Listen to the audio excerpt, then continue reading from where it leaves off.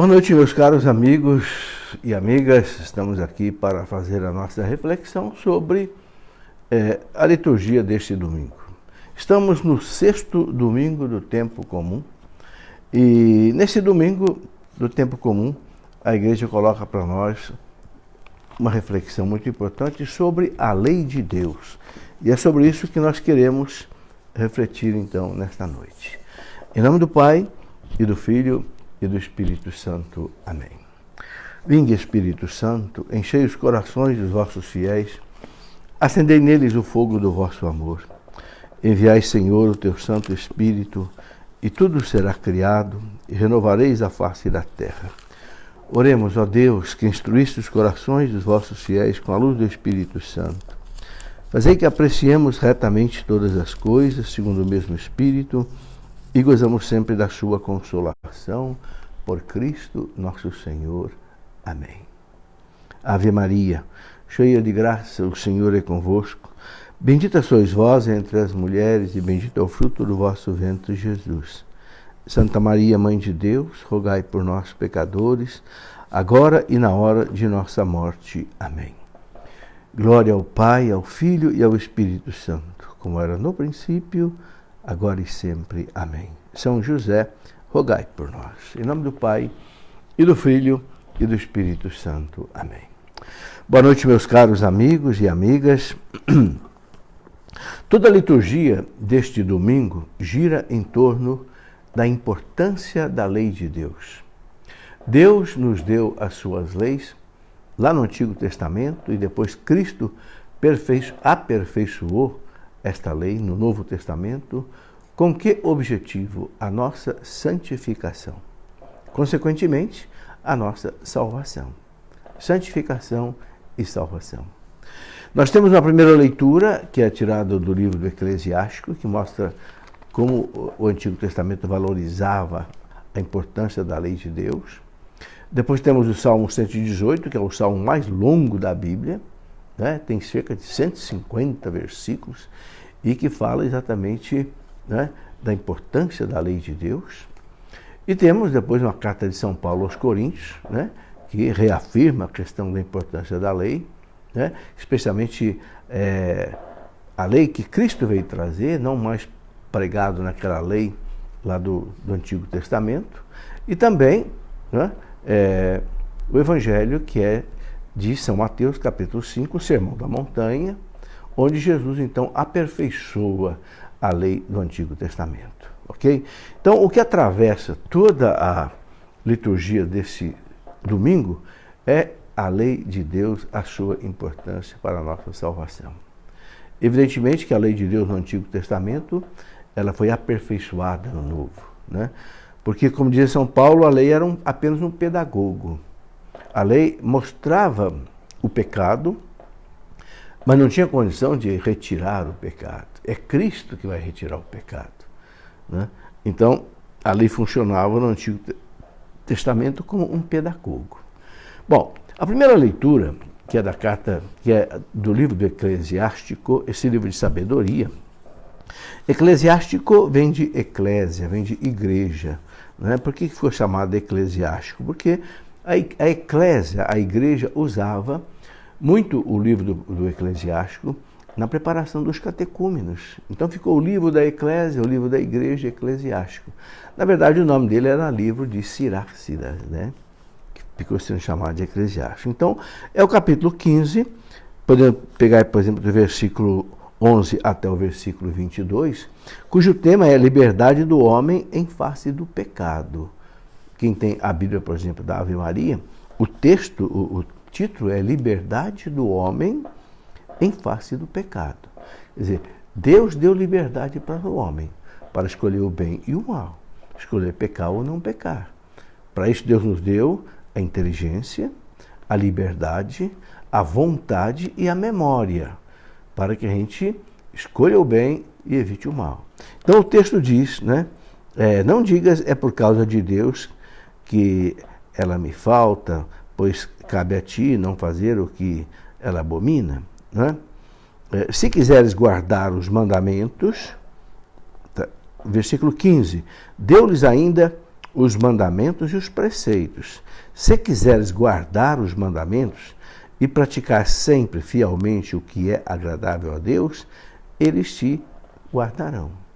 Ou seja, a palavra de Deus te guardará, a lei de Deus, né? Te guardará do quê? Te guardará do pecado. Ele pôs diante de ti a água e o fogo, né? Estende a mão para aquilo que desejares, ou seja, o bem e o mal. Escolhe aquilo que você quer. A vida e a morte, o bem e o mal estão diante do homem. O que ele escolher, isso lhe será dado. Veja, se o homem escolhe o pecado, ele vai ter a vida, né? Ele vai ter a morte. Se ele escolhe a virtude, né, ele vai ter a vida. É isso que ele está ensinando aqui, né? Ele fala, a vida e a morte, o bem e o mal estão diante do homem. O que ele escolher, isso lhe será dado. Porque é grande a sabedoria de Deus, forte e poderoso, ele vem sem cessar, ele vê sem cessar todos os homens. Deus é onisciente e vê todas as coisas, né? Os olhos do Senhor estão sobre os que o temem. E ele conhece todo o comportamento dos homens, né? Não adianta querer fugir do olhar de Deus. Ele não deu ordem a ninguém para fazer o mal. Olha que interessante. Ele não deu ordem, não deu autorização a ninguém para fazer o mal. E a ninguém deu licença para pecar. A ninguém deu licença para pecar, né?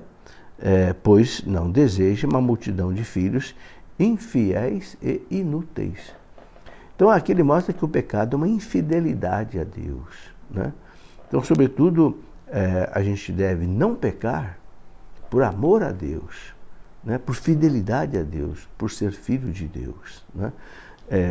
São Basílio Magno, o grande doutor da igreja lá da Capadócia do século IV, São Basílio Magno, dizia, né, tem 3 maneiras da gente se colocar diante de Deus. Ou se coloca como um escravo, né, que tem medo do chicote, então obedece por medo do chicote.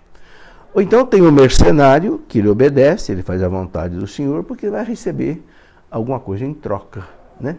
O dinheiro. É mercenário. E tem o terceiro tipo de relacionamento com Deus, que é o do filho, né? Que faz tudo que o pai quer porque ama o pai, porque é filho. Então, é isso que a igreja pede para nós. Então, essa primeira leitura, bem claro, Deus não deu autorização a ninguém para fazer o mal, Deus não deu autorização a ninguém para pecar. Mas veja bem, Deus não tirou a nossa liberdade. Por que existe tanto sofrimento no mundo? Por causa do pecado. A resposta é essa, né? São Paulo tem uma frase lapidar, Romanos 6, 23. O salário do pecado é a morte. Toda a dor que existe no mundo, meus irmãos, é fruto do pecado. Desde o pecado original, que desorganizou a própria natureza, sim. Por que hoje nós temos aí terremotos, cataclismas, tsunamis? Fruto do pecado original também. A igreja ensina, né? Depois que Adão pecou, Deus disse para Adão, meu amigo, agora você vai ter que tirar da terra o alimento de cada dia com o suor do teu rosto. Porque agora a terra vai produzir abrolhos e espinhos. Abrolhos e espinhos. Não era para ser assim.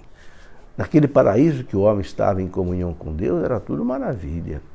O pecado desorganizou também a natureza. Por isso que haverá novos céus e nova terra quando Jesus voltar. O Catecismo da Igreja fala, no parágrafo 1047, que o mundo não vai acabar no sentido de desaparecer. Não, o Catecismo fala com palavras literais. Haverá a transformação do universo, a transformação do cosmos. Tanto assim que ele fala em novos céus e nova terra, onde habitará a justiça. Então o pecado gerou toda a desorganização na natureza e no homem. São Paulo não fala na carta aos Romanos, capítulo 8, que a natureza geme em dores de parto, aguardando a libertação dos filhos de Deus? Ou seja, quando os filhos de Deus, nós fomos libertados do pecado, a natureza também será libertada, né? dessa sua caducidade, desse mal que a natureza tem. Então haverá os novos céus e nova terra. Então por isso que toda a liturgia centra em cima da lei de Deus, que é o quê? É o não pecar. Agora, Deus nos deu liberdade. Né? Por quê? Porque se Deus não tivesse nos dado liberdade, nós não seríamos imagem e semelhança de Deus. Né? Nós só somos imagem e semelhança de Deus porque Deus nos deu liberdade. Liberdade de segui-lo ou de não segui-lo. Né? Somos nós e são os anjos. Os anjos no céu, você sabe, muitos anjos não quiseram seguir Jesus. Muitos anjos disseram, não vos servirei. Está lá em Jeremias 2:20. Não vos servirei. Foram separaram, saíram do céu, foram embora.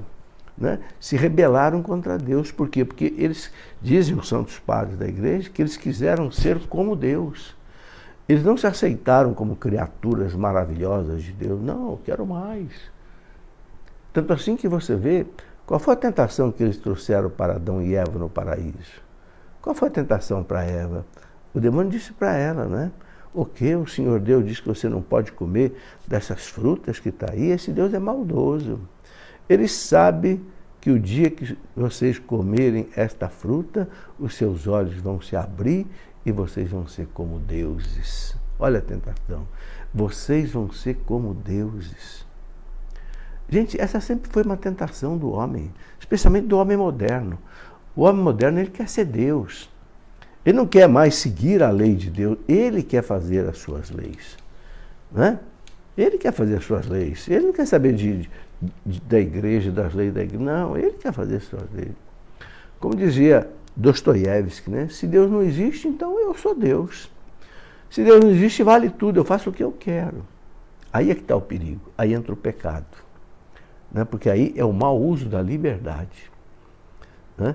Então veja que coisa importante. Deus nos deu condições para nós não pecarmos. Ele deu a inteligência para você discernir o que é o certo e o que é o errado. Ele deu a vontade para você perseverar naquilo que é correto. Deu a liberdade para você escolher. E deu a memória para você guardar na memória o que é o certo e o que é o errado. Ok? A lei de Deus entra na nossa memória. Mas nós somos livres. Deus não tira a nossa liberdade. A graça de Deus não tira a nossa liberdade. Porque se Deus tirar a nossa liberdade, a gente passa a ser um robô, um marionete, um teleguiado. Entende? Você não é mais um ser humano, não é mais semelhante de Deus. Muita gente não entende porque, né, os jovens costumavam perguntar para mim nos encontros de jovens, ainda pergunto ainda, né? Eu ainda trabalho com os jovens, mas se Deus sabia que o homem ia pecar, por que Deus deu liberdade para o homem? Se Deus não tivesse dado liberdade para o homem, nós não seríamos bonitos como somos, belos como somos, imagem e semelhança de Deus. Né? Deus não quis a gente como um robô, Deus quis correr esse risco.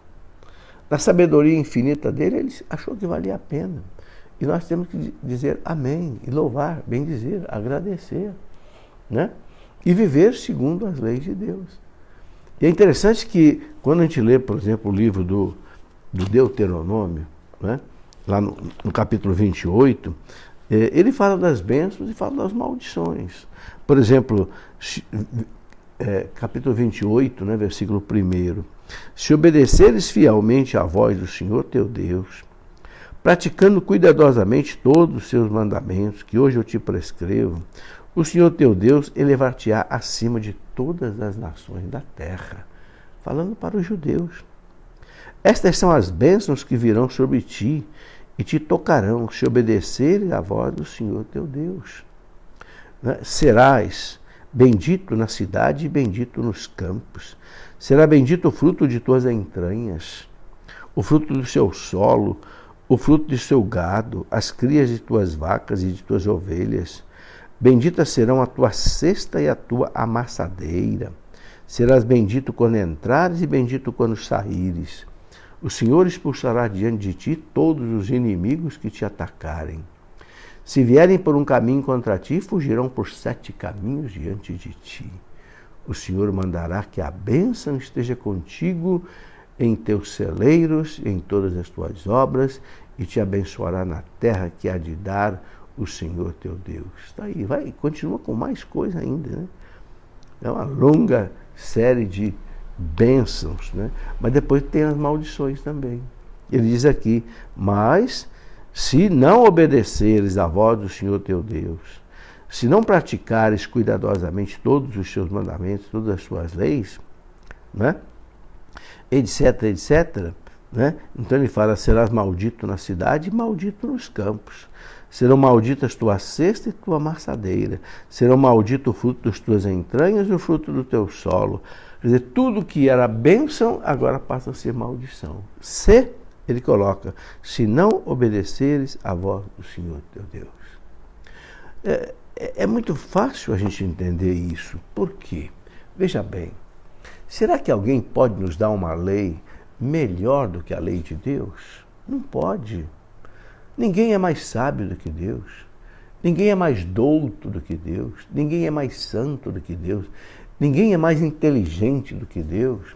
E ninguém nos ama mais do que Deus. Ora, você está vendo aí atrás do Cristo pregado na cruz, né? Está ali, ó. Será que alguém nos ama mais do que Deus? Não. Então, será que alguém pode nos dar uma lei melhor do que Deus? Não. Então, a gente pode dizer com toda clareza, aquele que não quer seguir a lei de Deus é burro, é sem juízo. Por quê? Porque não tem lei melhor do que a lei de Deus. Não é? Quem nos criou foi Deus.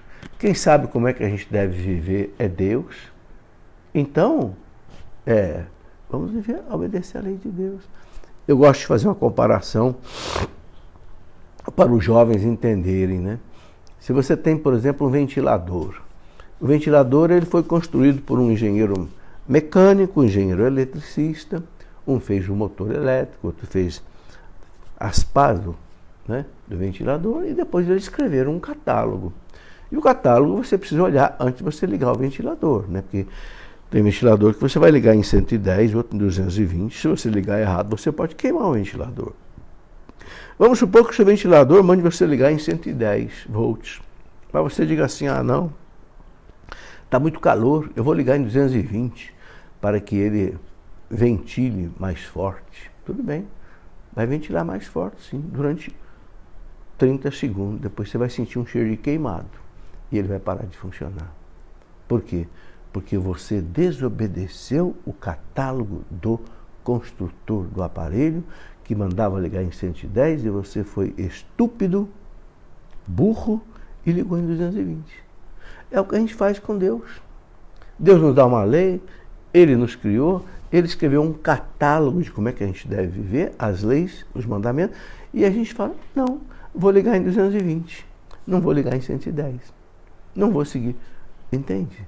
Então, por isso que ele fala, escolhe a vida ou a morte, a água ou o fogo.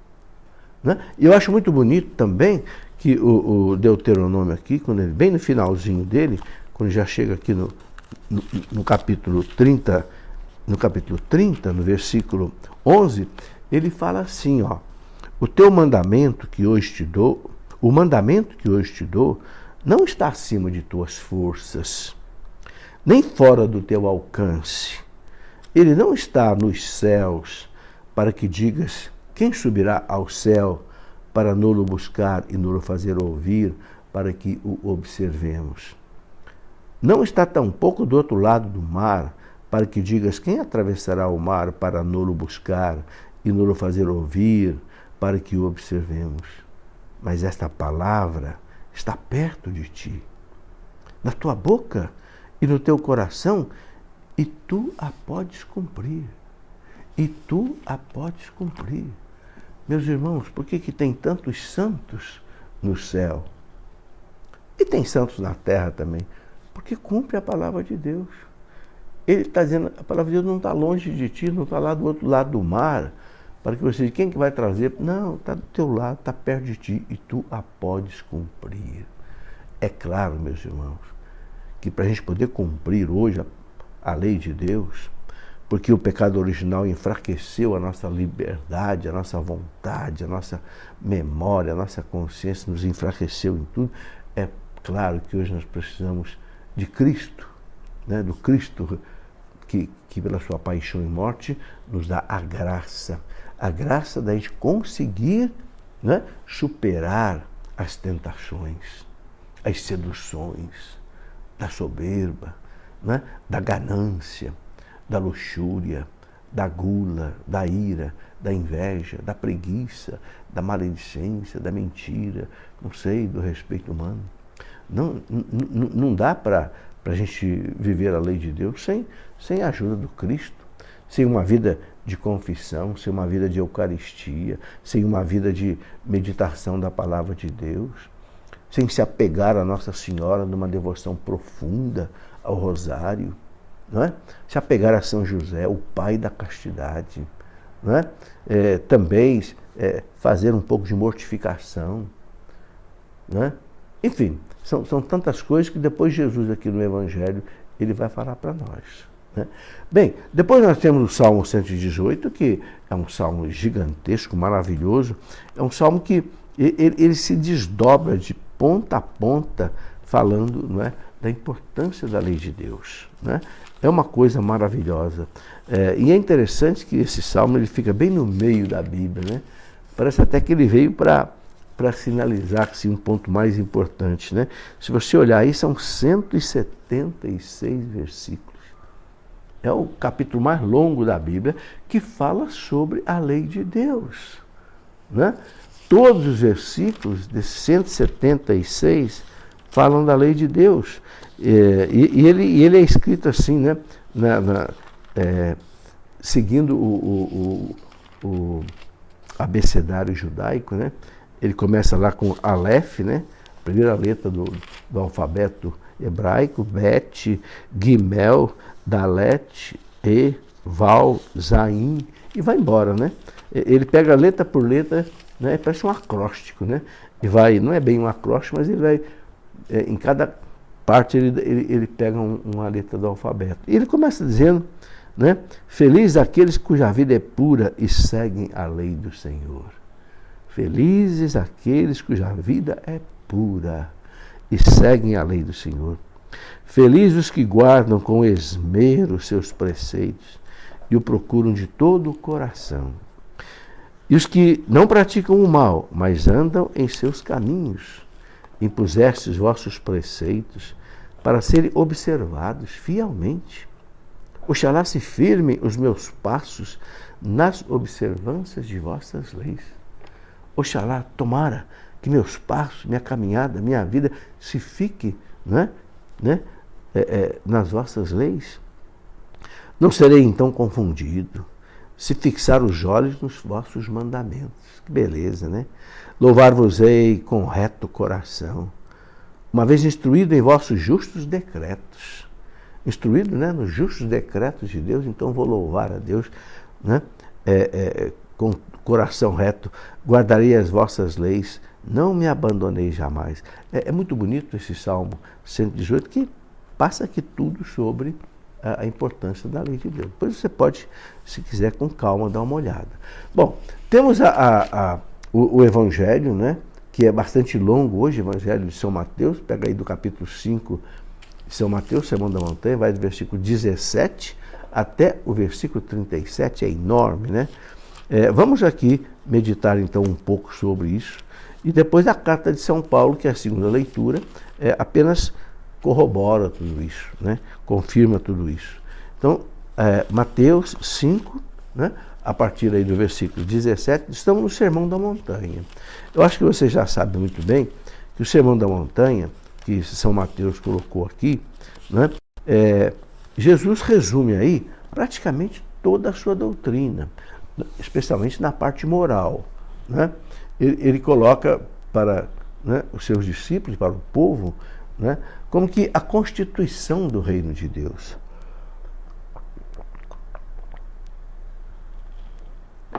Cada nação, cada povo tem a sua constituição, a sua lei maior. Existe até o Supremo Tribunal Federal para dizer se alguma coisa é ou não constitucional, né? Está dentro de acordo com a Constituição. Muito bem. Os teólogos dizem que esses 3 capítulos de São Mateus, 5, 6 e 7, eles formam a constituição do reino de Deus. Cristo veio ao mundo para expulsar Satanás, tirar o reino de Satanás e implantar o seu reino, o reino do seu Pai. E esse reino tem uma constituição, né? Exatamente o Sermão da Montanha. Começa no capítulo 5, termina no capítulo 7. E aqui a gente vai ver uma parte dele hoje. Começa no 5, versículo 17, e vai até 37. Né? Vamos então, Jesus começa falando o seguinte, comparando a nova lei com a lei antiga. A gente sabe que a lei antiga, a lei do Antigo Testamento, foi dada para um povo que estava ainda muito imaturo na sua fé e também na sua moral. Então, por exemplo, havia certas coisas que hoje nós não somos mais obrigados a cumprir, né? Por exemplo, todos aqueles preceitos judiciais, aqueles preceitos litúrgicos lá do Antigo Testamento, São Tomás de Aquino fala, nós não somos obrigados. Mas por quê? Porque Cristo aperfeiçoou a lei. Então ele diz assim, né? A partir aí do versículo 17. Não julgueis que vim abolir a lei ou os profetas. Não vim para os abolir, mas sim para levá-los à perfeição. Pois, em verdade vos digo, passará o céu e a terra antes que desapareça um jota, um traço da lei. O que Jesus quer dizer com isso? Os manuais que explicam, né, o Evangelho, o que Jesus quer dizer é o seguinte, a importância do Antigo Testamento. Nada vai ser jogado fora, nada. Porque houve inclusive uma heresia no começo da igreja, lá pelo século II, chamado marcionismo, de Marcião, que era um gnóstico cristão, que ele queria descartar o Antigo Testamento. Não, nós já temos o Novo, agora vamos descartar o Antigo. Ele disse, não, senhor. O Antigo Testamento é palavra de Deus. Tem que ser interpretado adequadamente à luz do Novo Testamento, mas é palavra de Deus. Então, quando Jesus diz aqui, né, que não passará o céu e a terra, né, antes que desapareça um jota, um traço da lei, quer dizer o seguinte, o Antigo Testamento não deve ser abandonado. Basicamente é isso. E continua, aquele que violar um destes mandamentos, por menor que seja, e ensinar assim aos homens, será declarado o menor no reino dos céus. Mas aquele que os guardar e os ensinar, será declarado grande no reino dos céus. Então, é a importância também do Antigo Testamento. Deve ser observado. Olha, veja bem, os 10 mandamentos que nós temos, eles vêm do Antigo Testamento. Acabei de falar da beleza dos Salmos, né, da beleza do Deuteronômio. Então, aquilo que é válido, que a gente considera, né, perene, que não são simplesmente conceitos judiciais ou conceitos litúrgicos, permanecem. Né? É o que Jesus está dizendo aqui, não pode ser desprezado. Então, digo-vos, pois, se a vossa justiça não for maior que a dos escribas e fariseus, não entrareis no reino dos céus. Por que Jesus está dizendo isso? Porque essa questão da justiça dos fariseus, doutor da lei, o que aconteceu? Os fariseus, doutor da lei, eles complicaram a lei de Moisés. É preciso entender bem isso. Eles, ao invés de viverem o espírito da lei, eles começaram a viver apenas a letra da lei. Ou seja, de maneira assim, ritual. Achando o seguinte, se eu observar ao pé da letra aqui, né, por exemplo, ter que fazer o jejum 2 vezes por semana, ter que dar o dízimo 10% e tal, então eu estou salvo. Deus é obrigado a me salvar, porque eu estou cumprindo a lei dele. É isso que acontecia. Então, veja bem, já não era mais Deus que salva o homem, é o homem que se salva. Se eu digo, eu vivo isso daqui, então por causa disso Deus é obrigado a me salvar, então já não é mais Deus que me salva, eu que me salvo. E nenhum homem pode se salvar a si mesmo. Quem nos salva é Deus pela sua graça. O que a gente faz é cooperar com a graça de Deus. Mas é Deus que nos salva. Só que os judeus, e você vê naquela passagem lá, isso eu estou tirando, quero explicar para vocês, dos manuais que explicam isso. Né? Eu já expliquei aqui que eu uso um manual muito bom da Universidade de Navarra, do Opus Dei, uso um outro manual muito bonito que se chama Intimidades Divinas. Né? E eles dizem o seguinte, que os judeus antigos, eles achavam assim, eu me salvo. Se eu vivo a lei de Deus assim, Deus é obrigado a me salvar. Não, não é assim não. Então a gente vê, por exemplo, quando Jesus conta aquela parábola do fariseu e do publicano no templo. O fariseu dizendo, Senhor, eu estou salvo, porque eu faço jejum não sei quantas vezes por semana, eu pago o dízimo de tudo. Eu não sou que nem aquele publicano lá atrás, pecador, que vai para o inferno. Opa, o que Jesus disse? Aquele lá atrás vai ser justificado, ou seja, perdoado. E o fariseu não. Entendeu? Então, por isso que Jesus disse, a vossa justiça não for maior do que, né, a justiça dos, né, dos escribas e fariseus, não entrareis no reino do céu. Bom, continua aqui, o evangelho hoje é bastante longo, viu? Ele diz assim, ouviste o que foi dito aos antigos, não matarás, mas quem matar será castigado pelo juízo do tribunal. Bem, agora aqui, Jesus está mostrando o quê? A sua autoridade, o seu poder de legislador. Essa foi uma das causas que os judeus quiseram matar Jesus. O quê? Ele está mudando a lei de Moisés? Quem ele pensa que ele é? Só que ele é Deus. Então aqui ele mostra a sua autoridade. Durante 6 vezes ele vai dizer assim, ouvistes o que foi dito, mas eu vos digo. Daí, aperfeiçoando a lei. Né? Então ele fala, não matarás, mas quem matar será castigado pelo juízo do tribunal. Mas eu vos digo, todo aquele que se irar contra seu irmão será castigado pelos juízes. Aquele que disser a seu irmão, raca é uma palavra hebraica, será castigado pelo grande conselho. Aquele que lhe disser louco será condenado ao fogo da geena. Bom, como é que se explica isso daqui? O fogo da geena para os judeus é exatamente, né, a perdição da pessoa depois da morte. Né? Então, a palavra raca que Jesus usa aqui, significa lá do hebraico, idiota, cabeça vazia, maluco, sei lá. Bom, no que Jesus está dizendo aqui é o seguinte, né? Que não matar não é apenas tirar a vida da pessoa, mas é também você destruir a vida da pessoa com calúnia, com difamação, com ódio, com ira, com raiva. É isso. Por isso que ele vai dizer depois lá, né?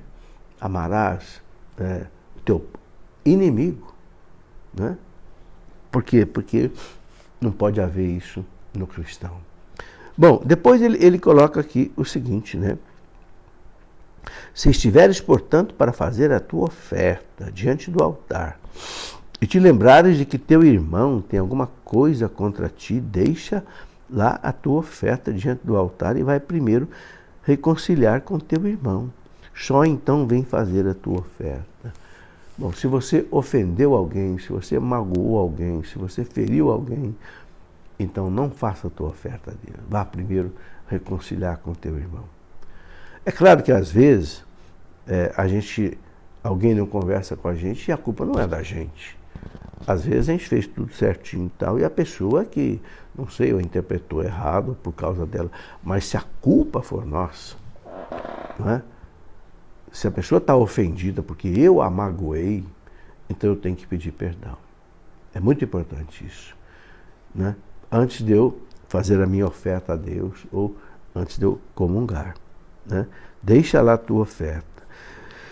Entra em acordo sem demora com teu adversário, enquanto estás em caminho com ele, para que não suceda que te entregue ao juiz, e o juiz te entregue ao seu ministro e seja posto em prisão. Em verdade te digo, dali não sairás antes de teres pago o último centavo. A igreja entende isso aqui como uma base para o purgatório. Reconcilia com teu irmão enquanto você está vivo. Antes que ele te leve ao juiz, o juiz te julgue, o juiz te condene. Quem é o juiz aí? O juiz depois da nossa morte é o próprio Jesus. Está escrito na carta aos Hebreus, né, capítulo 9, versículo 27. Está determinado que cada um morra uma única vez, em seguida vem o juízo particular diante de Cristo. Então ele está dizendo, acerta a tua vida aqui, enquanto você está aqui, senão o juiz vai te condenar, você vai para a prisão e você vai ter que pagar até o último centavo. O que é isso? É o purgatório. Pode até não ser um pecado grave, mas é um pecado que vai fazer com que você tenha que se purificar primeiro dele, antes de você ir para Deus. Né? Bom, depois ele coloca aqui: ouvistes que foi dito aos antigos, não cometerás adultério. Eu, porém, vos digo, todo aquele que lançar um olhar de cobiça para uma mulher, já adulterou com ela no seu coração. Se teu olho direito é para ti causa de queda, arranca-o e lança-o longe de ti, porque é preferível perder-se um dos seus membros a que o teu corpo seja lançado na geena.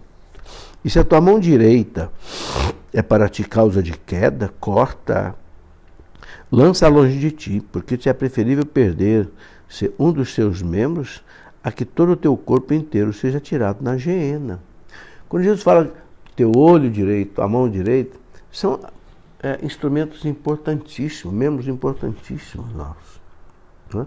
Mas se eles se tornam causa de pecado, então Jesus fala, é melhor você arrancar o olho e arrancar o braço e você entrar na vida eterna sem um olho, sem um braço, que Deus depois vai te dar outro, do que você, com os dois olhos, com os dois braços, você ir para o inferno. Claro, Jesus está fazendo aí uma espécie de uma comparação, está fazendo aí uma espécie de uma alegoria. Ninguém vai arrancar o olho, ninguém vai cortar o braço. Mas o que Jesus está falando aí? Cuidado com o teu olho. Ele está falando aqui do pecado, do adultério. Muita gente cai no pecado do adultério porque fica olhando para as mulheres dos outros e olhando com, Jesus fala aqui, desejo malicioso. Cuidado com o olho, meus irmãos. Não é? Sobretudo hoje, em que nós temos uma moda assintosa.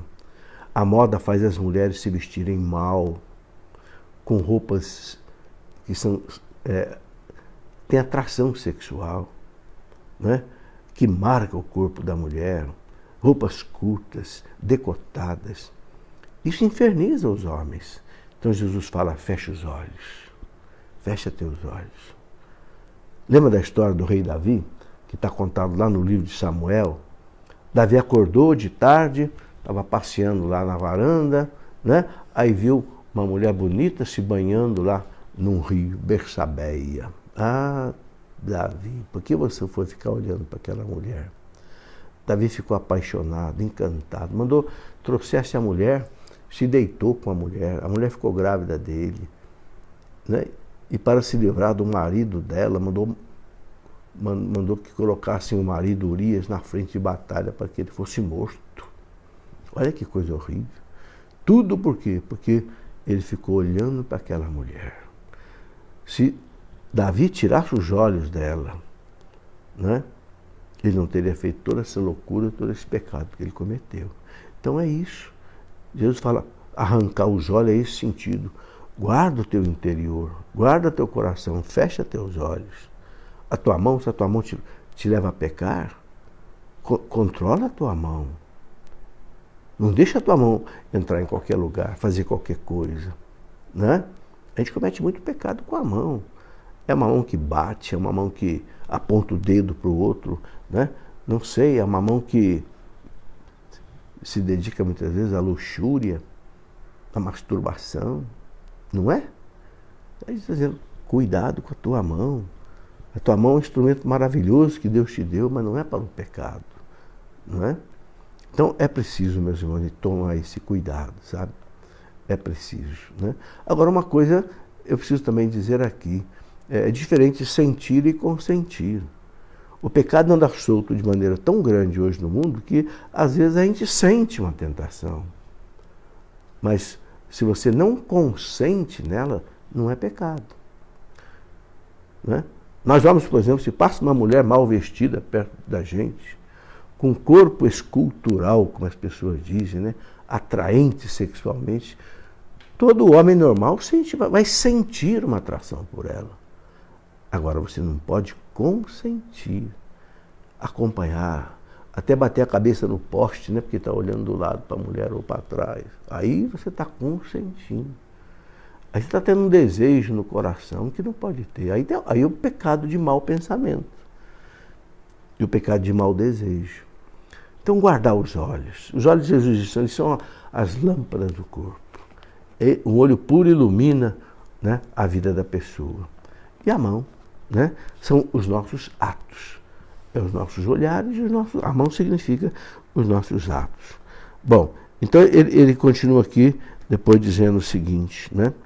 Foi também dito a vocês, todo aquele que rejeitar sua mulher, dê-lhe carta de divórcio. Eu, porém, vos digo, todo aquele que rejeita sua mulher, a faz tornar-se adúltera, a não ser que se trate de matrimônio falso. E todo aquele que desposa uma mulher rejeitada, comete um adultério. Então Jesus está dizendo que o casamento é indissolúvel. O casamento não pode acabar, a menos que ele seja um casamento falso. Né? O tribunal da igreja, o tribunal, né, declara muitas vezes a nulidade de um casamento. Né? Ele declara, ele não anula um casamento que foi válido. Ele está dizendo que aquele casamento nunca valeu, nunca existiu de verdade. Por quê? Porque faltou alguma coisa essencial, por exemplo, o consentimento pleno. Né? Quando a gente vai se casar, a gente fala 3 vezes sim no altar. Se esse sim, esse consentimento não for pleno, se for um sim mentiroso, o casamento não vale. Então, por exemplo, o padre pergunta, vocês querem se casar, é de livre e espontânea vontade? Vocês querem mesmo? Não tem nada atrapalhando? Queremos. Mas ela é pobre, mas eu quero. Mas ele é pobre, mas eu quero. Mas ele é feio, mas eu quero. Amém? Então você quer mesmo? Então casa. Você não está enganado, não está chantageado, não está ameaçado, não está casando só porque fazer o gosto do pai ou o gosto da sogra. Não está casando só porque você está grávida. Você querem casar porque querem casar mesmo, que se amam? Sim. Aí o casamento vale. Depois tem a segunda pergunta, muito importante. Vocês prometem amor e fidelidade um ao outro. É por toda a vida que o prometeis? Sim. Mas se o sujeito estiver pensando, não, nada. Quando ela estiver com 60, eu troco ela por 2 de 30. Não vale esse casamento. É um juramento que estão diante de Deus. De amor e fidelidade durante toda a vida. Né? Bom, depois, a terceira pergunta, vocês prometem receber os filhos que Deus lhes enviar, educando-os na fé do Cristo e da igreja? Sim. Então, um casal que se casa, diz, não, nós não vamos ter filho nenhum. Rompeu com o juramento que fez no altar. O resultado desse casamento é nulo. É nulo. Porque o casamento existe para gerar filhos. E para a unidade. A igreja fala que o casamento é para o crescimento dos cônjuges, crescerem e multiplicarem. Se não houver o crescer e multiplicar, o casamento está vazio. É claro que não é a igreja que vai dizer para cada casal quantos filhos vão ter. A igreja ensina a paternidade responsável. Cada casal deve ter todos os filhos que puder criar. Né? Com, não sei, uma normalidade, aí, sem passar fome, etc. Mas se o casal se nega a ter filhos, nem quer ter nenhum, esse casamento é... Então, o tribunal da igreja analisa, de acordo com o Código de Direito Canônico, que tem 19 itens que pode levar o tribunal a declarar um casamento nulo. Existe um livro que se chama Casamentos que Nunca Deveriam Ter Acontecido, que é do padre Jesus Hortal, é um livro da editora Loyola, muito bom. Casamentos que nunca deveriam ter acontecido. Bom, então o casamento é indissolúvel, mas se foi um casamento falso, aí pode haver a separação. Né?